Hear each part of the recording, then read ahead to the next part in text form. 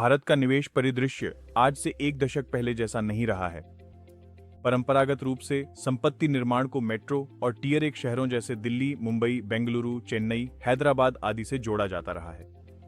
हालांकि हम एक स्पष्ट बदलाव देख रहे हैं।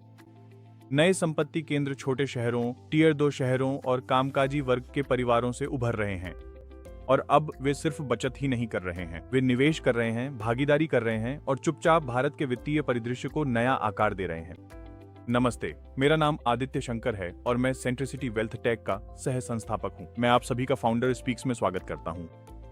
पिछले 5 वर्षों में छोटे शहर, जिन्हें हम B30 कहते हैं, नए संपत्ति केंद्र के रूप में उभरे हैं। इनका कुल उद्योग की एसेट अंडर मैनेजमेंट में योगदान फरवरी 2019 में केवल 19% था, जो जनवरी 2026 में लगभग 26% तक पहुंच गया है। और भी अधिक उल्लेखनीय बात यह है कि व्यक्तिगत निवेशों में वृद्धि की गति कितनी तेज है। वित्तीय वर्ष 2020 और वित्तीय वर्ष 2025 के बीच देश में कुल मिलाकर 7.31 करोड़ नए SIP खाते जुड़े, जिनमें से 4.26 करोड़ या लगभग 58% SIP खातों की वृद्धि टियर 2 शहरों या जिन्हें हम B30 शहर कहते हैं से आई है। यह स्पष्ट रूप से दर्शाता है कि इन क्षेत्रों ने कुल AUM विस्तार और SIP में वृद्धिशील वृद्धि में कितनी महत्वपूर्ण भूमिका निभाई है। जहां महाराष्ट्र और दिल्ली जैसे बड़े राज्यों के पास अब भी म्यूचुअल फंड AUM का सबसे बड़ा हिस्सा है, वहीं रुझान स्पष्ट रूप से बदल रहा है। चंडीगढ़, हिमाचल प्रदेश, दादरा और नगर हवेली जैसे छोटे क्षेत्र अब अपने कुल AUM का 40% से अधिक SIP आवंटन के माध्यम से योगदान दे रहे हैं।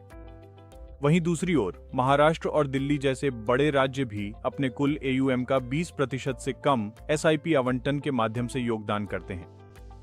कुल मिलाकर म्यूचुअल फंड AUM का विस्तार अब मेट्रो और टियर 1 शहरों से कहीं आगे तक फैल रहा है। साथ ही सेबी के 2025 के निवेशक सर्वेक्षण में एक बहुत बड़ा अंतर सामने आया है। लगभग 63% भारतीय परिवारों यानी लगभग 213 मिलियन परिवारों ने कम से कम एक बाजार आधारित उत्पाद के बारे में सुना है। हालांकि केवल 32 मिलियन परिवारों ने ही किसी बाजार आधारित उत्पाद में निवेश किया है। यह स्पष्ट रूप से जागरूकता और वास्तविक निवेश व्यवहार के बीच अंतर को दर्शाता है। सर्वेक्षण यह भी दिखाता है कि ग्रामीण भागीदारी केवल 6% है, जबकि शहरी भागीदारी लगभग 15% है। यह स्पष्ट रूप से दर्शाता है कि ग्रामीण और टियर 2 बाजारों में निवेशकों का संभावित आधार अभी भी काफी बड़ा है।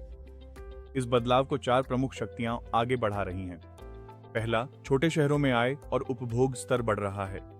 MOSP के घरेलू उपभोग व्यय सर्वेक्षण 2022-23 के अनुसार ग्रामीण प्रति व्यक्ति औसत उपभोग 2011-12 में 1,430 रुपए से बढ़कर 2022-23 में 3,773 रुपए हो गया है, जो एक दशक में लगभग 160% की वृद्धि को दर्शाता है।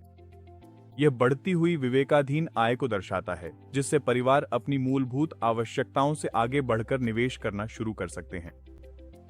दूसरा, डिजिटल पहुंच तेजी से बढ़ी है। UPI, जनधन खाते और मोबाइल फर्स्ट डिजिटल प्लेटफॉर्म्स के साथ किसी के लिए भी अपनी निवेश यात्रा शुरू करना अब बेहद आसान हो गया है। आज कोई भी व्यक्ति कुछ ही मिनटों में डीमैट खाता खोल सकता है और केवल 200 से 500 रुपए की राशि से SIP में निवेश शुरू कर सकता है। तीसरा, खुद उद्योग ने भी विकास किया है। म्यूचुअल फंड उद्योग ने छोटे निवेश वाली SIP, मोबाइल आधारित प्लेटफॉर्म, लक्ष्य आधारित निवेश और स्थानीय भाषाओं व गैर मेट्रो क्षेत्रों में लक्षित पहुंच जैसी सुविधाएं शुरू की हैं। नियामक समर्थन ने भी न्यूनतम निवेश को कम करने, बेहतर पारदर्शिता और व्यापक पहुंच को संभव बनाया है। अंत में और सबसे महत्वपूर्ण बात, सरकार और नियामक नीतियां मुख्य रूप से वित्तीय समावेशन पर केंद्रित रही हैं। करोड़ों लोगों को बैंकिंग और डिजिटल भुगतान के इकोसिस्टम में शामिल किया गया है। एक बार यह बुनियादी ढांचा स्थापित हो जाने के बाद अगला स्वाभाविक कदम निवेश शुरू करना होता है।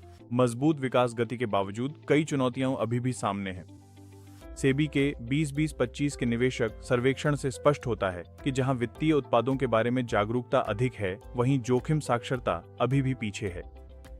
कई निवेशक उन उत्पादों को या उनसे जुड़े जोखिमों को पूरी तरह नहीं समझते जिनमें वे निवेश करते हैं। आय में अस्थिरता भी एक प्रमुख चिंता बनी हुई है।